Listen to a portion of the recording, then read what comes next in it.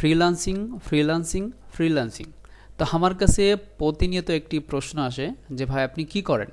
যখন আমি বলি অনলাইনে ফ্রিল্যান্সিং করি তখনই উল্টো আরেকটা প্রশ্ন আসে যে ভাই আপনি ফ্রিল্যান্সিং কিভাবে করেন এবং ফ্রিল্যান্সিং করার জন্য আমাদের যদি করতে চাই আমরা তাহলে আমাদের কি কি প্রস্তুতি নিতে হবে। তো এই ধরনের বেশগুলো প্রশ্ন নতুনদের মনের ভিতরে ঘুরপাক খায়। তো তাদের উদ্দেশ্যে আমি নতুন একটা সিরিজ টিউটোরিয়াল স্টার্ট করলাম যে ফ্রিল্যান্সিং কি, ফ্রিল্যান্সিং কিভাবে করতে হয়, ফ্রিল্যান্সিং করার জন্য আপনাদের কি কি প্রস্তুতি নিতে হবে, এ টু জেড আমি এই সিরিজ টিউটোরিয়ালের মধ্যে প্রত্যেকটা বিষয় কভার করার চেষ্টা করব। তো আজকে tutorial freelancing tutorial for beginner.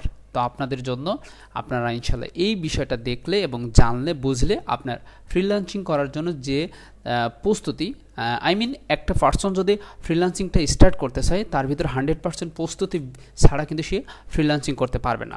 তো যদি আপনি প্রস্তুতি নেওয়ার আগ মুহূর্তে ফ্রিল্যান্সিং করার জন্য যে যে বিষয় জানতে হবে স্ট্রাকচার, তো সেটা যদি আপনি জানেন তাহলে আপনার 30% প্রস্তুতি কমপ্লিট হয়ে যাবে। তো এক কথায় আপনাদের যদি উদাহরণস্বরূপ বলি যে একটা কাজ যখন আপনারা শুরু করেন সেই কাজের যদি মক আপ আউটলাইন তৈরি করেন তাহলে কিন্তু সেই কাজের প্রতি আপনার কনফিডেন্সটা বেড়ে যায়। ঠিক তদ্রূপ আপনি যদি ফ্রিল্যান্সিং করতে ইচ্ছুক হন তো সেই ক্ষেত্রে আপনার এই আউটলাইনটা যদি আপনি জেনে রাখেন তাহলে দেখবেন যে আপনার 30% কাজটা কমপ্লিট হয়ে যাবে এবং কনফিডেন্স লেভেলটা হাই হয়ে যাবে। তো এই জন্য যারা নতুন তাদের জন্য আমি ফ্রিল্যান্সিং কি আজকের ক্লাসে আলোচনা করব। ফ্রিল্যান্সিং কি, ফ্রিল্যান্সিং এবং আউটসোর্সিংয়ের মধ্যে পার্থক্য, ফ্রিল্যান্সিং ইনকাম যেমন প্যাসিভ আর্নিং, অ্যাক্টিভ আর্নিং দুইটা ইনকাম আছে, তো সেই বিষয়ে ডিটেলস আলোচনা করব। তো আমি আছি মোহাম্মদ রুবেল হোসেন, আপনারা দেখছেন রুবেল হোসেন 99 ইউটিউব চ্যানেল থেকে ফ্রিল্যান্সিং টিউটোরিয়াল ফর বিগিনার।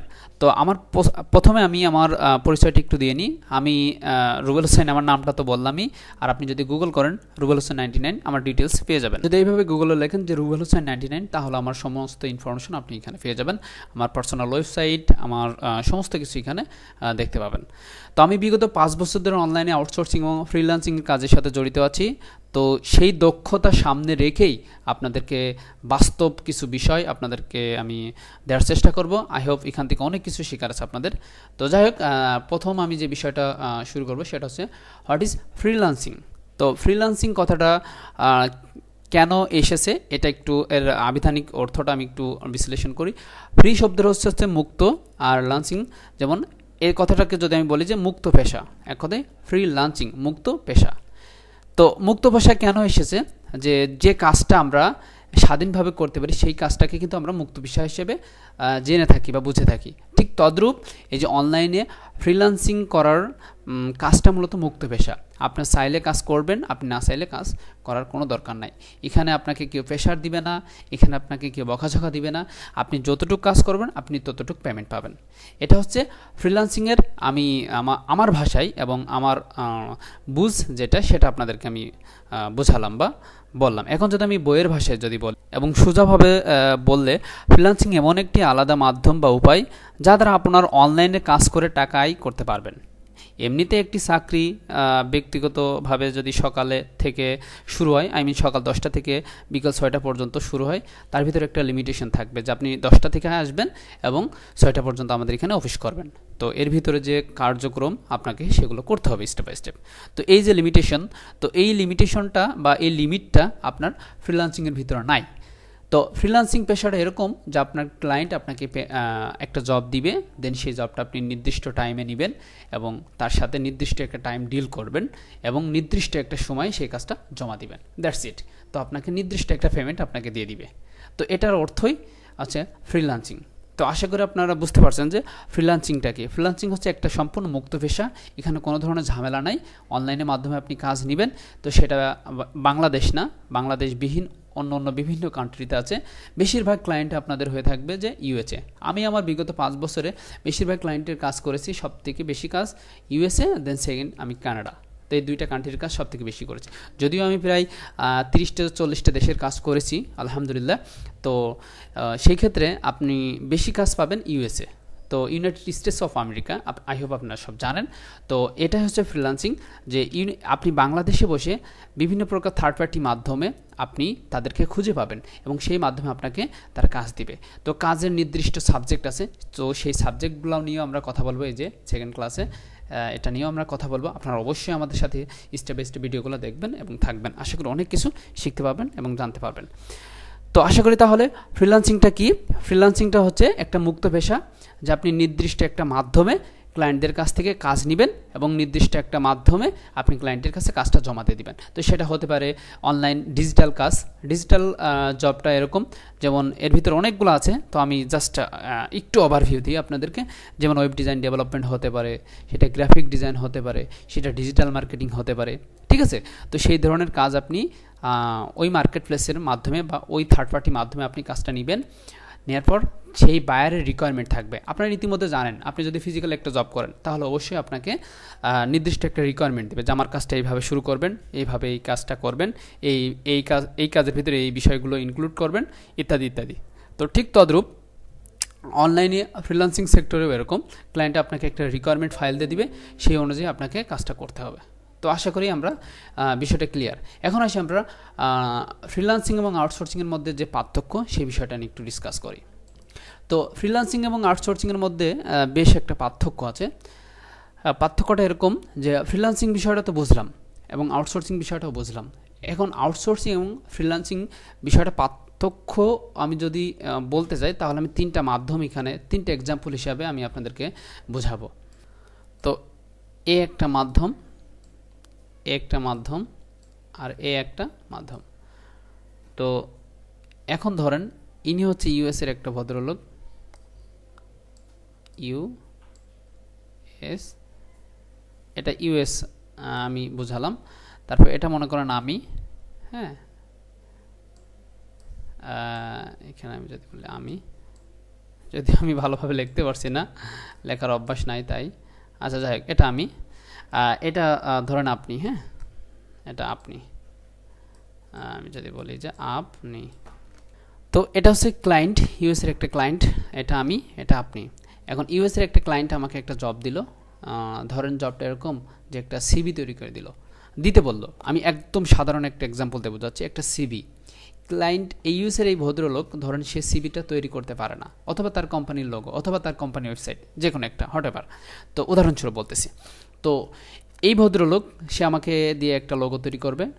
তো সে আমাকে কোনো একটা মাধ্যমে আমার সাথে সে কন্ট্যাক্ট করলো, আমার সাথে সে কোনো একটা মাধ্যমে সে কন্ট্যাক্ট করলো। এখন আমাকে সে $100 কথা বললো, আমাকে সে $100 কথা বললো। এখন আমি অনেক কাজের ব্যস্ততার ফলে আমি তার কাজটা নিলাম, তার কাছ থেকে সে কী কী তার কাজের মধ্যে প্রয়োজন সে আমাকে বলে দিল। দেওয়ার পর আমি তার কাজটা $100 বিনিময়ে আমি নিলাম। নেওয়ার পর আমি কাজটা ব্যস্ততার কারণে করতে পারছি না, আমি কোনো একটা মাধ্যমকে খুঁজলাম বা আমি আরেকজনকে খুঁজলাম, ঠিক আছে? তো ধরেন আমি আপনাকে খুঁজলাম, আমি আপনাকে বললাম যে আপনাকে $50 দিব, আপনি আমার এই লোগোটা ডিজাইন করে দেন। তো আপনি কী করলেন, কাজটা করে দিলেন। আমি আপনার ক্লায়েন্টের যে মাধ্যম মানে ফাইল, রিকোয়ারমেন্ট ফাইল, সেটা আমি আপনাকে সেন্ড করলাম। আপনি কী করলেন, সেই রিকোয়ারমেন্ট ফাইল দেখে আমাকে একটা লোগো তৈরি করে দিলেন। That's it. তো করার পর এবার আমি কিন্তু আপনাকে বলছি না যে আমি অন্য একটা ক্লায়েন্টের কাজ করতেছি, ঠিক আছে? আমি শুধু আপনাকে বলতেছি এই কাজটা, এই রিকোয়ারমেন্ট আপনি করে দেন, $এত পে করবো আপনাকে। আপনি খুশি হয়ে আমাকে কাজটা করে দিলেন। তাহলে কি হলো, এখানে তিনটা মাধ্যম কিন্তু এখানে জড়িত, ঠিক আছে? প্রথম হচ্ছে ক্লায়েন্টের মূল ক্লায়েন্ট হচ্ছে এটা, আর এটা আমি হচ্ছে মাধ্যম, আর এটা হচ্ছে যে ব্যক্তি কাজটা করেছে। তো এই ব্যক্তি হচ্ছে ফ্রিল্যান্সিং করেছে, এই ব্যক্তি হচ্ছে ফ্রিল্যান্সিং করেছে। এখানে আমি FR,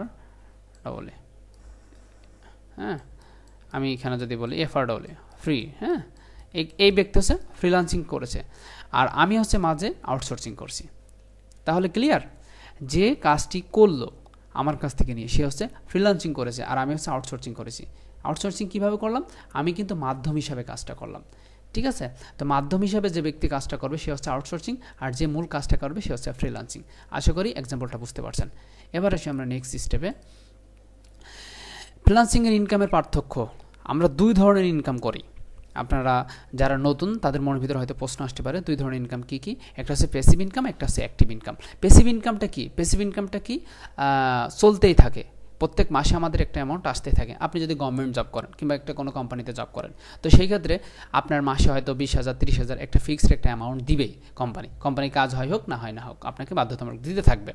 তো ঠিক তদ্রূপ এই অনলাইনে ফ্রিল্যান্সিং এর মধ্যে মনে করেন যে একটা প্যাসিভ ইনকাম আছে, সেটা হচ্ছে বিভিন্ন প্রকার মার্কেট প্লেসের মাধ্যমে। যেমনটা এখানে এক ধরনের বিজনেস হয় মূলত। বিজনেসটা এরকম যে থার্ড পার্টি মার্কেট প্লেস আছে, সেই মার্কেট প্লেসের মধ্যে আমাদের প্রোডাক্ট জমা দিয়ে রাখবো।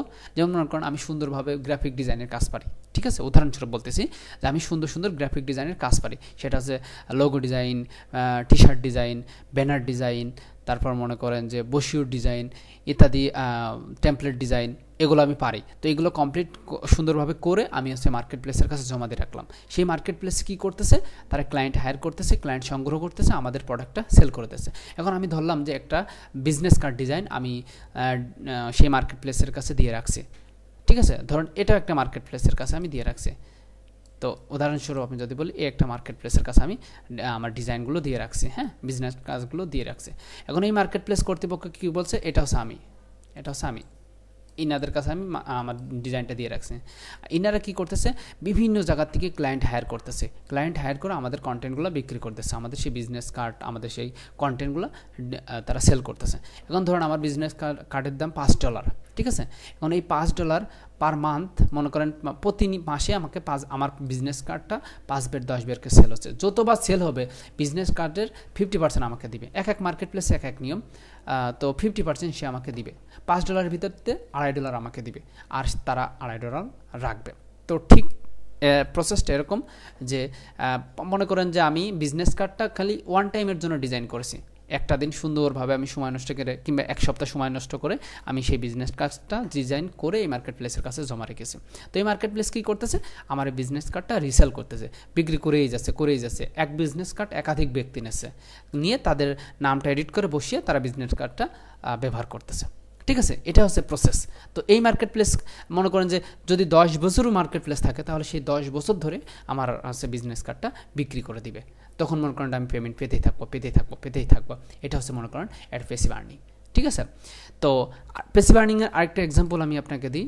যেমন মনে করেন প্যাসিভ আর্নিংয়ের আরেকটা এক্সাম্পল হচ্ছে ইউটিউবে আমি যে কন্টেন্টগুলো আপনাদের জন্য দেখছি, আপনারা ভিডিওটা দেখছেন, এই ভিডিওটা আপনি এখন দেখছেন, 6 মাস পর আবার আরেকজন দেখবে, তখন কিন্তু আমার ইনকাম হবে।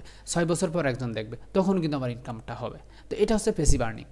আশা করি প্যাসিভ আর্নিংয়ের এক্সাম্পলটা বুঝতে পারছেন। তাহলে আমরা ফ্রিল্যান্সিংয়ের মধ্যে দুই ধরনের ইনকাম করি, একটা হচ্ছে অ্যাক্টিভ আর্নিং, একটা হচ্ছে প্যাসিভ আর্নিং। অ্যাক্টিভ আর্নিংটা কি? অ্যাক্টিভ আর্নিং হচ্ছে বিভিন্ন প্রকার মার্কেট প্লেস ক্লায়েন্টের মাধ্যমে। এই যে কিছুক্ষণ আগে এক্সাম্পল দিলাম না, একটা ক্লায়েন্টের কাছ থেকে আমি একটা কাজ নিলাম $100, ধরুন এই ব্যক্তি আমি এই লোকটা কাটা, হ্যাঁ এটা কাটা, ধরুন আমি এই কাজটা আমিই করে দিয়েছি। তো এই ক্লায়েন্ট কিন্তু 6 মাস পরে একটা কাজ নাও দিতে পারে, তার একটা কোম্পানিতে একটা লোগোই লাগবে, তাই না? তো 6 মাস পর আরেকজনের সাথে আমি কাজ করলাম। তো মনে করেন যে এই ওয়ান টাইমের জন্য, এগুলো হচ্ছে ওয়ান টাইম। আমি 1 মাসে 3টা কাজ করলাম, ফ্রিল্যান্সিং করতেছে 1 মাসে 3টা কাজ করলাম, 3টা কাজে এক একটা কাজের পেমেন্ট মনে করেন $100, 3টা কাজের পেমেন্ট হচ্ছে $300। তো সামনের মাসে মনে করেন যে আমার 2টা কাজও হতে পারে, একটা কাজও হতে পারে, ক্লায়েন্ট আবার নাও হতে পারে, ঠিক আছে। ফ্রিল্যান্সিং পেশাটা এরকম যেটা হচ্ছে প্যাসিভ অ্যাক্টিভ আর্নিং, যে 1 মাসে আপনার $1000 হয়ে যেতে পারে, আবার সামনের মাসে যে আপনার নাও একদম 0 হয়ে যেতে পারে। এটা স্বাভাবিক, কারণ এরকমটা আমাদের হয়েছে, ঠিক আছে। তো এই জন্য আপনাদেরকে বলছি যে আমরা ফ্রিল্যান্সিংয়ের 2টা পয়েন্ট, সে 2টা পয়েন্ট কীভাবে করব সেটাও আমরা জানবো, যে কীভাবে অ্যাক্টিভ আর্নিংয়ের দিকে নিজেকে নিয়ে যাব, কীভাবে প্যাসিভ আর্নিংয়ের দিকে আমরা নিজেকে নিয়ে যাব। টোটাল প্রসেস আপনাদের সামনে আমি ক্লিয়ার করে দেওয়ার চেষ্টা করব।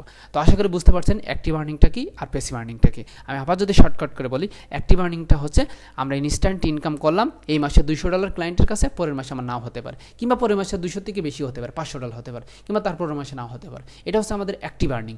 আর প্যাসিভ আর্নিংটা হচ্ছে আমাদের আসতেই থাকবে। বিভিন্ন প্রকার মার্কেট প্লেসে আমাদের ক্রিয়েটিভিটি খাটিয়ে আমরা কন্টেন্ট দিব, তারা সেই কন্টেন্টটা সেল করে আমাদেরকে পে করবে, যেমন ইউটিউব একটা প্ল্যাটফর্ম।